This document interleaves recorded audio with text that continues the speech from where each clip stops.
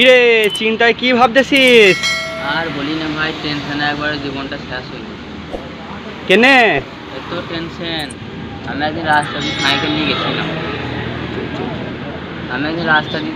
নিয়ে গেছিলাম তো একটা মেয়ে আমাকে হাত দেখালে বলতে, আমাকে আবার সাইকেল চাপিয়ে একবার ওইখানে নামিয়ে দাও। বেশ একালে বেচারি মেয়ে নামিয়ে দিই। আমি সাদাসিধি ছেলে, কিছু জানি না। সাইকেলে চাপাইলাম, খানিক দূর যাওয়ার পর ভাই মেয়েটা মাথা ঘুরি অজ্ঞান হয়ে পড়ে যাবে না। তারপর কি হলো? সেই দেখি আমার বিরাট টেনশন আরও চেপে গেল। আমি একটাই সাদাসিধি ছেলে। তারপর মেয়েটাকে তুলে হসপিটালে নিয়ে গেলাম। হসপিটালে নিয়ে যাওয়ার পর খানিক্ষণ পর ডাক্তার এসে বলছে, সুখবর, আপনি বাবা হতে চলেছেন। সেই দেখি তো আমার টেনশনে আরও গাঁট ফেটে গেছে। আমি বলছি, ডাক্তারবাবু আপনার ভুল হচ্ছে, বাচ্চার বাবা আমি নেই, অন্য কেউ।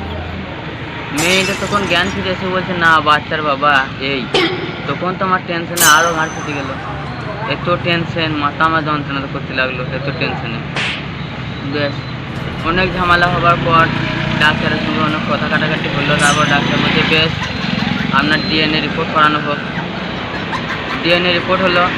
ডিএনএ রিপোর্টে আবার যা এলো তা দেখি তো আমার মাথায় হাত। ডিএনএ রিপোর্টে বলছে আপনি কোনদিন বাচ্চার বাবাই হতে পারবেন না। তাই নাকি? তাইলে এ আবার সব থেকে বড় টেনশন, ঘরে আমার দুখানা বাচ্চা, তাহলে সেই বাচ্চা দুটো কার? হ্যাঁ বাপু, এ তো বিরাট টেনশনের কথা। টেনশনে আমি 3 দিন ঘুমোই নাই আর 4 দিন খাইনি।